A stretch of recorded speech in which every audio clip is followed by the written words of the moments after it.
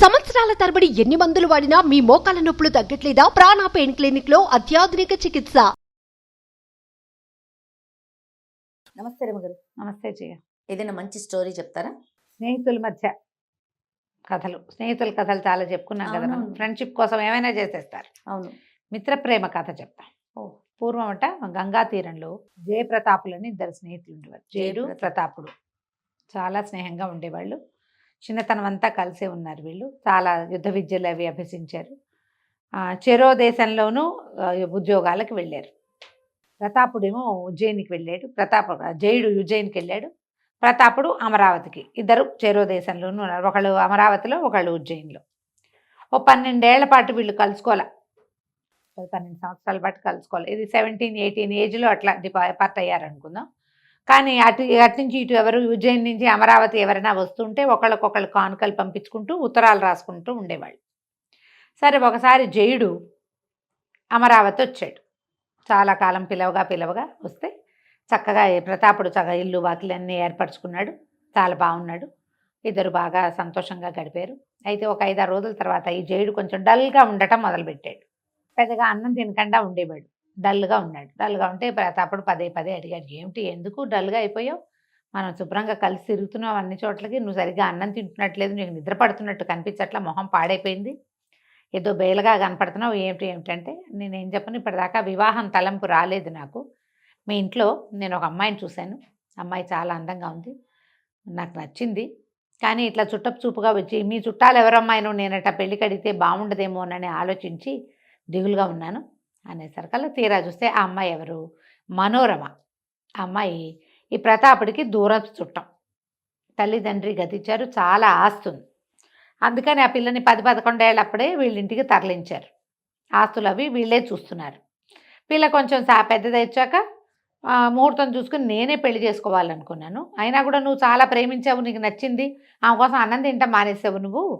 మా చుట్టాలమ్మాయే కదా, అక్కడ ఒప్పుకోవడానికి ఎవరు లేరు, ఒప్పుకోవాల్సింది మేమే, నువ్వు పెళ్లి చేసుకోమని ఏం చేశాడు ఈ ప్రతాపుడు? చాలా బలవంత పెట్టి జయుడికి ఇచ్చి మనోరమని వివాహం చేసి ఆమె ఆస్తులు కూడా అతనికి అప్పచెప్పాడు.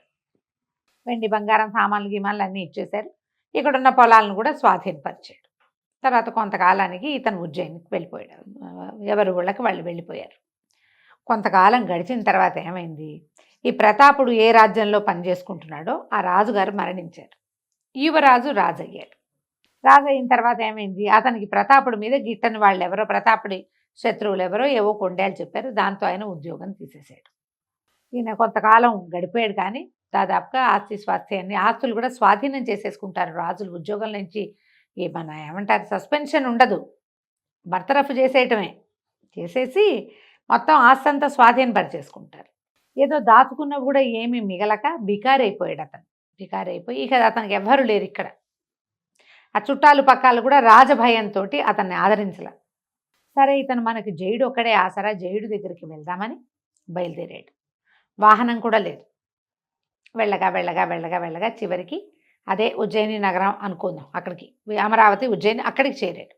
చేరేసరికల్లా ఏమైంది, రాత్రి అయిపోయింది. బికారిగా ఉన్న తన బట్టలు, ప్రయాణంలో ఇన్ని రోజులు నడకకి అలసిపోయి చీదరగా ఉన్న తన మొహము, ఒడ్డలు ఇవన్నీ ఆలోచించుకుని చీకటి పడింది, రాత్రి వేళ ఇక్కడికి వెళ్ళకూడదు అని చెప్పి మహాకాళ మందిరానికి దగ్గరలో ఉన్న శ్మశానపు బయట మందిరాల్లాగా ఉంటాయట మండపాలు, అక్కడ పడుకున్నాడు ఈ ప్రతాపుడు. పడుకుంటే ఏమైంది, కొంచెం ఒక రాత్రి గడిచిన తర్వాత ఎవరో 2 వ్యక్తులు పోట్లాడుకుంటున్నట్టుగా కనపడుతోంది, వినిపిస్తోంది. ఇతను లేచాడు. ఇంకా ఇలాంటి మండపాలు ఉన్నాయి, ఇట్లా మహాకాళ ఈ ఉజ్జయిని వచ్చిన వాళ్ళు అలా పడుకుంటారు. అక్కడక్కడ మండపాలు ఉండేవి ఆ కాలంలో. శ్మశానం దగ్గర అంటే అదేదో తప్పుగా భావించద్దు, అప్పుడు మహాకాళ మందిరకు దగ్గరలోనే శ్మశానం ఉంటుందట, ఉండేది అప్పట్లో. సరే, ఏమైంది, ఇతను లేచి చూసేసరికల్లా ఒక 2 పోరాడుకుంటున్నారు. అందులో ఒకటి చేతిలో కత్తుంది, రెండో వాడు ఆపుతున్నాడు. సడన్గా రెండో వాడు కూడా బొడ్లోంచి కత్తి తీసి మొదటి వాడిని పొడిచేశాడు. పొడిచేసి పరిగెత్తుకుంటూ ఈ ప్రతాపుడు ఏ వైపు ఉన్నాడో ఆ వైపుకి వచ్చేసాడు.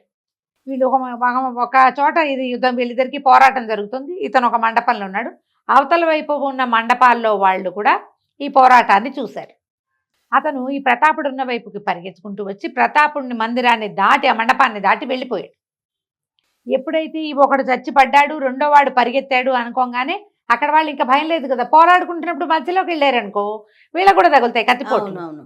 ఎప్పుడైతే అతను పారిపోయాడు, పట్టుకోండి పట్టుకోండి అని ఆ మిగిలిన మండపాల్లో ఉన్న జనం పరిగెత్తుకుంటూ ఇటు వచ్చారు. వచ్చేసరికల్లా దిగ్భ్రాంతిగా నిలబడిన ప్రతాపుని పట్టేసుకున్నారు వాళ్ళు. ఆ మండపము మీదకి వెలుగు పట్టల్లా. అంతకుముందు కూడా ప్రతాపుడు అక్కడే నుంచునున్నాడని వాళ్ళు చూడలా. మండపం వైపు పరిగెత్తుకొచ్చాడు. మండపంలో ఉన్నది ప్రతాపుడు ఒక్కడే కాబట్టి పెడరక్కలు విరిచి పట్టేసుకున్నారు.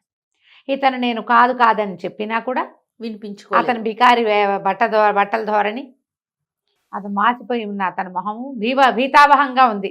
అతను కంగారు పడ్డాడు అపరాత్రి నిద్రలో ఇలాంటిది చూసేసరికి. దాంతో ఈ భయంగా ఉన్న మొహం చూసరికల్లా వీడే హంతకుడని వాళ్ళు భావించారు.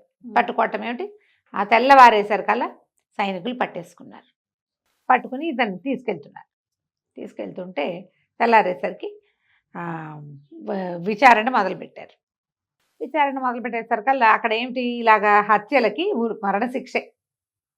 ఇతను ఏం చేయాలో చేష్టలు దక్కి నుంచుంటే ఈ లోపల జనమంతా చేరారు. అది ఓపెన్గా ఉండే న్యాయస్థానమే. ఆ జనాల్లో నుంచి జయుడు పరిగెత్తుకుంటూ వచ్చి ఈ హత్య ఇతను కాదు నేను చేశాను అన్నాడు. అనేసరికల్లా ప్రతాపుడు అన్నాడు కాదు కాదు నేనే చేశాను హత్య. వీళ్ళు తెల్లబోయారు. నేనంటే నేను. వీళ్ళు అక్కడ ఉన్న సాక్షులంతా ఏం చెప్తున్నారు, మేము ఇతన్నే చూసాం అక్కడ, ఈ రెండో అతన్ని మేము చూడలేదంటున్నారు. జయుడని చెప్పాడు కాదు నేను హత్య చేసి మండపం పక్కన నక్కున్నాను, ఇతను మండపం మీద నుంచున్నాడు, అందుకని అతను పట్టుకున్నారు. నేను మండపం పక్కనే ఉన్నాను, నా మూలంగా అతను జైల్లో పడ్డం ఇష్టం లేక నేను వచ్చాను. ఇద్దరు మొహమొహాలు చూసుకున్నారు, ఒకళ్ళనొకళ్ళు గుర్తుపట్టుకున్నారు. ఏం చేస్తారు అర్థం కాలేదు ఏం చెయ్యాలో. సరే అక్కడి నుంచి జడ్జి గారు ఎవరు హంతకుడు అనేది తేల్చలేకపోయారు. ఎందుకు చంపావు అనేదానికి అసలు కారణమే లేదు. అతను చెప్పలేడు ఇతను చెప్పలేడు. ఏదో వాగ్వాదం వచ్చింది, చంపేశామంతే. దాంతో ఏం చేశారు, ఈ ఓపెన్ కోర్టు కదా ఇది, జడ్జి అన్నాడు మరి మనకు తెలియలేదు కాబట్టి ఈ ఇద్దరిలో ఒకడు హంతకుడు రెండో వాడు పిచ్చివాడు, ఇద్దరిని ఉరిదీయండి అన్నారు. హంతకుడు బెనిఫిట్ ఆఫ్ డౌట్ కింద వదిలిపెట్టేయాలి కాదు అక్కడ సిద్ధాంతం, ఇద్దరిని ఉరిదీయటమే. అక్కడి నుంచి ఇద్దరిని వధ్యశాలకి తీసుకుపోయారు. ఊరంతా చెప్పుకుంటున్నారు ప్రతి వాళ్ళు, ఒక హత్య జరిగింది, ఒక హత్యకి ఇద్దరు హంతకులు, ఇద్దరికి ఊరేస్తున్నారు అని. సరే ఆ వధ్యశాలకి పూర్తిగా తీసుకుపోయాక జనంలోంచి ఒకడు పరిగెత్తుకొచ్చాడు. మూడోవాడు వచ్చి ఆపండి ఈ హత్య చేసింది నేను, వీళ్ళెవరో కూడా మాకు తెలీదు, వాడు నా స్నేహితుడు చచ్చిపోయిన వాడు, నేనే చంపి శ్మశానం పక్కన ఉన్న మండపంలో పక్క నుంచి నేను పరిగెత్తి పారిపోయాను అనేసరికల్లా ఇప్పుడు మూడో వాడు వచ్చాడుగా, ముగ్గురు నుడిదీయమని లేదు, జనం అంతా గోల పెట్టేసి అరిచి కేకలు పెట్టారు. అక్కడి నుంచి ఈ తలార్లు వాళ్ళు సైన్యాధిపతులు ఉంటారుగా, మళ్ళా ముగ్గురిని తీసుకుపోయి మళ్ళా కోర్టులో ప్రవేశపెట్టారు. ఈసారి చిన్న కోర్టు కాకుండా ఓపెన్ కోర్టు కాకుండా పెద్ద కోర్టుకి తీసుకెళ్తే ముగ్గురిని అడిగారు. అతను చెప్పాడు నిజానికి ఇది నేను హత్య చేయవలసింది కాదు, మొట్టమొదట పిడిబాకు ఎత్తిన వాడు చచ్చిపోయిన వాడే. అడగండి అంటే సాక్షులంతా చెప్పారు చచ్చిపోయిన వాడి చేతిలోనే మొదట కత్తి ఉంది. ఎవడైతే హంతకుడో వాడు చాలాసేపు కత్తిని అడ్డుకోవడానికి ప్రయత్నం చేసి చిట్ట చివరికి కత్తి తీశాడు. అది కనపడింది క్లియర్గా, ఎందుకంటే ఆ శవాల ఇవి ఉంటాయి కదా చితుల మంటలో కనపడింది. ప్రతాపుడు కూడా చూశాడు అది. ఒకటి చేతిలోనే కత్తి ఉంది చాలాసేపు, ఎవడి చేతిలో మొదట కత్తి ఉందో వాడే చచ్చిపడి ఉన్నాడు. అక్కడి నుంచి ఇతను చెప్పాడనమాట, నా స్నేహితుడు మా చెల్లెల్ని పెళ్లి చేసుకుంటానని నా దగ్గర డబ్బులు అప్పు తీసుకున్నాడు, మా చెల్లెల్ని చేసుకోలేదు, నా డబ్బు వెనక్కి తిరిగి ఇవ్వలేదు, అసలు అది వాడిని చంపే ఉద్దేశమే లేదు నాకు, మాట్లాడడానికి మొదలుపెట్టాము, మేము ఎక్కడి నుంచో మొదలుపెట్టి మాట్లాడి అక్కడికి చేరాం, వాడు నిన్ను చంపేస్తే నీ చెల్లెల్ని చేసుకోకర్లేదు, నీ బాకీ కూడా తీర్చక్కర్లేదని నన్ను చంపబోయాడు, ఎంతసేపో ప్రయత్నించాను, నేను ఆపలేకపోయాను, ఇదిగోండి చైతు మీద అతనికి 5-6 చోట్ల కత్తులు గుచ్చుకుని ఉన్న గుర్తులున్నాయి, ఆపలేక ఇక తప్పనిసరి చంపేశాను, వీళ్ళిద్దరూ ఎందుకు ఒప్పుకుంటున్నారో నాకు తెలియదు, నేను చేసిన హత్యకి నా కుటుంబం ఎట్లాగూ ఇదైపోతుంది, కానీ ఇద్దరు వేరు వ్యక్తులు ఎందుకు ఇందులో ఇరుక్కున్నారో పైగా మేమే చేశామని వాళ్ళు ఎందుకు అంటున్నారో నాకు తెలియదు అనేసరికల్లా ఈ ప్రతాపుడిని జయుడిని ప్రశ్నించారు. ఆ జయుడు ఏం చెప్పాడంటే నేను ఈ ఇక్కడ వాడినే ఫలానా ఉద్యోగంలో ఉన్నాను, జనం గుర్తుపట్టారు అతన్ని, సైనికులు కూడా చెప్పారు, రాయస్ కార్డు ఇతను లెక్కలు చూసే దీంట్లో ఉంటాడు, అతను యుద్ధ విద్యలు నేర్చుకున్నా కూడా అతను ఎక్కువగా అందులో ఉంటాడు, సైనికుల లెక్కలు అవి రాసుకోవటము ఆ డిపార్ట్మెంట్లో ఉంటాడు. ఇక్కడ వాడిని ఇతను నా స్నేహితుడు, తను పెళ్లి చేసుకోవాల్సిన అమ్మాయిని నాకు ఇచ్చి పెళ్లి చేసి ఆమె ఆస్తంతా నాకు స్వాధీనపరిచాడు. ఎంతో చిన్నప్పటి నుంచి మేమిద్దరం స్నేహితులం, కొన్ని సంవత్సరాలుగా కలవలేదు. అతను నన్ను కలవడానికే ఈ ఊరు వచ్చి ఉంటాడు, కానీ వేషధారణ చూస్తే ఇదేదో ప్రమాదకరమైన పరిస్థితిలో ఉన్నట్టున్నాడు. ఒకవేళ పొరపాటున అతను ఏమైనా హత్య చేశాడేమో, అతను జీవితం పోతుంది, అతనికి ఉరిశిక్ష పడుతుందని నేను ఒప్పుకున్నాను. కాపాడడం కోసం నేను ఒప్పుకున్నాను, నేనే చేశానని చెప్పాను. అతను నేను ఇప్పుడే చూస్తున్నాను, అంటే ఇన్ని సంవత్సరాల తర్వాత ఈ సైనికులు అరెస్ట్ చేసిన తర్వాతే నేను చూశానంటే జడ్జి అప్పుడు ప్రతాప్ని అడిగాడు, నువ్వెందుకు ఒప్పుకున్నావు? ఒప్పుకున్నావు అంటే, నేను మొదట ఒప్పుకోలేదండి, వాళ్ళు నేను నిర్ఘాంతపోయిన స్థితిలో ఉండగానే నన్ను కట్టేశారు. తీరా ఇక్కడికి వచ్చేసరికల్లా, ప్రజల్లోకి వచ్చేసరికి, కోట దగ్గరికి వచ్చేసరికల్లా జయుడు పరిగెత్తుకు రాగానే జయుడే చంపేశాడేమో ఒకవేళ. మరి నేను ఒప్పుకుంటే నేనేమింది అంతా పోగొట్టుకున్నాను, ఇతనికి బిడ్డ పాప ఉన్నారు, నాకేమీ లేదు, నా స్నేహితుడైనా బాగుంటాడని నేనే చేశానని నేను ఒప్పుకున్నాను అన్నాడు. అనగానే జడ్జి గారు, అప్పుడే వచ్చిన మంత్రి గారు చాలా ఆశ్చర్యపోయారు. స్నేహితుల కోసం వీళ్ళు ఒకళ్ళ కోసం ఒకళ్ళు త్యాగం చేసుకోవటం ఏమిటి? అతను చేశాడు, అతను చేసింది, తను చేసిన హత్య తను ఒప్పుకున్నాడు, వీళ్ళు చేయని హత్యలు ఒప్పుకోవడానికి ఇలా ఇదయ్యారని ఆయన చాలా సంతోషించి, అతన్నేమో నువ్వు ఆత్మరక్షణ కోసమే చేసావు, వాళ్ళంతా చెప్పారు ఆత్మరక్షణ కోసమే చంపాడు ఇతను అని. నేను వదిలేస్తున్నాను, ఎప్పుడూ హత్యలకి శిక్ష వేయకుండా వదలలేదు, ఇది మొట్టమొదటిసారి చేస్తున్నాము ఈ పని, ఇలాంటి గోముఖ వ్యాఘ్రాలు లాంటి స్నేహితులతోటి జాగ్రత్తగా ఉండు నువ్వు అని చెప్పి అతన్ని వదిలేశారు.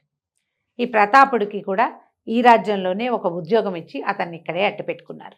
ఇలాంటి ఉత్తములైన స్నేహితులు మన రాజ్యానికి మంచిది. వీళ్ళ గాథలు చెప్పుకుంటూ మన ప్రజలు కూడా మిత్రద్రోహాలు చేయకుండా ఉంటారు. వాడు ఒకడు మిత్రద్రోహి, చచ్చిపోయిన వాడు, స్నేహం కోసం చావడానికి సిద్ధపడ్డారు వీళ్ళు. ఇలాంటి వాళ్ళే కావాలని అతన్ని కూడా ఇక్కడే ఉంచుకున్నారు. వీళ్ళిద్దరూ కలకాలం స్నేహంగా ఉంటూ హాయిగా ఉన్నారు.